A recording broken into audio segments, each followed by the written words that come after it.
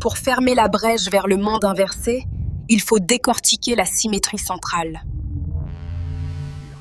Alors, voilà le programme. On va commencer tout doux avec la définition, puis on va construire les choses pas à pas en partant d'un simple point pour arriver à des figures entières. Et à la fin, attention, il y aura une petite révélation qui relie tout ça. C'est parti. Bon, rentrons dans le vif du sujet. Qu'est-ce que c'est que cette fameuse symétrie centrale?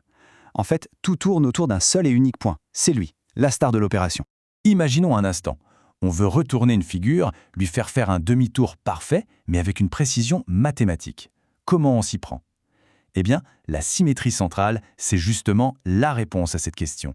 Ok, voici la définition un peu plus formelle. Pour que ça marche, on a besoin de deux éléments. Un point de départ, qu'on va appeler M, et un point qui sert de pivot, le centre de symétrie, qu'on appelle O.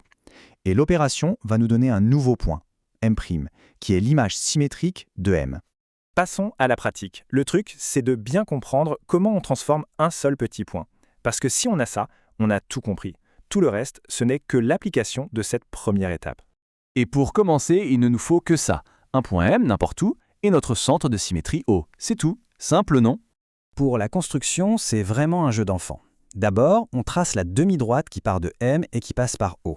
Ensuite, on prend son compas pour piquer sur O et mesurer la distance jusqu'à M. Et enfin, sans changer l'écartement, on reporte cette même distance de l'autre côté de O. Et bim, on a notre point M'. Et ce qu'il faut retenir, la règle d'or, c'est ça. Le point O, notre centre, est toujours pile au milieu du segment qui relie le point de départ M à son image M'. Si on a ça en tête, on ne peut pas se tromper. Maintenant qu'on sait faire ça pour un point, on va voir que ça nous permet de construire le symétrique de choses bien plus grandes, comme des droites ou des segments. Et c'est là que ça devient super pratique. Pour faire le symétrique d'une droite entière, on ne va pas s'amuser à déplacer chaque point un par un. Non, il suffit d'en choisir deux, n'importe lesquels, sur cette droite. On trouve leur symétrique et hop, on n'a plus qu'à tracer la nouvelle droite qui passe par ces deux nouveaux points. Et le résultat, il est super intéressant. Regardez bien, la nouvelle droite obtenue, l'image, elle est parfaitement parallèle à la droite de départ. C'est une conséquence directe de la construction et c'est une propriété vraiment fondamentale. Pour un segment, c'est quasiment le même principe. La seule petite différence, c'est qu'au lieu de prendre deux points au hasard sur la droite, on va logiquement prendre les deux points les plus importants du segment, ces deux extrémités. Mais la méthode de construction, elle, reste exactement la même. Ok, maintenant qu'on sait construire, regardons un peu ce qui rend cette transformation si spéciale. En fait, elle conserve plein de propriétés géométriques, et c'est ça qui est génial. La toute première chose, c'est que la symétrie centrale conserve l'alignement. Ça veut dire que si des points étaient sur une même ligne droite avant, eh bien leurs images seront elles aussi sur une même ligne droite. La symétrie ne tord rien, elle ne casse pas les lignes. Et là, on le voit parfaitement sur cette image. On a nos points A, B et C qui sont bien alignés. On fait la symétrie et on obtient A', B' et C' qui eux aussi sont impeccablement alignés. Deuxième grande propriété, les longueurs ne changent pas. Rien ne devient plus petit ou plus grand. Une distance reste la même après la transformation. Ici, c'est flagrant. Le segment du bas mesure exactement la même chose que son image symétrique en haut. En fait, la transformation déplace la figure, elle la retourne, mais elle ne la déforme absolument pas. Donc, pour résumer, la symétrie centrale conserve à peu près tout ce qui compte. L'alignement, les longueurs, mais aussi les mesures des angles et le parallélisme. C'est pour ça qu'en maths, on appelle ça une isométrie, ce qui veut dire même mesure. Allez, on met tout ça en pratique sur une figure un peu plus complexe.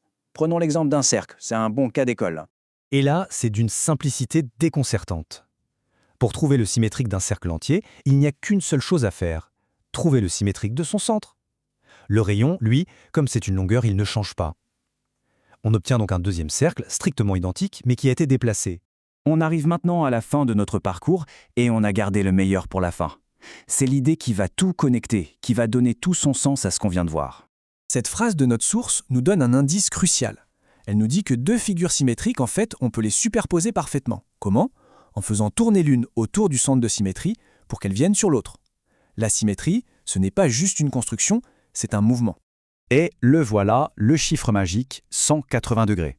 Faire une symétrie centrale par rapport à un point O, c'est exactement, précisément la même chose que de faire à la figure une rotation d'un demi-tour, donc de 180 degrés, autour de ce même point O. Au fond, c'est la même transformation, mais vue de deux manières différentes. Et pour finir, une petite question, maintenant qu'on sait ce que c'est, on se rend compte que c'est partout autour de nous.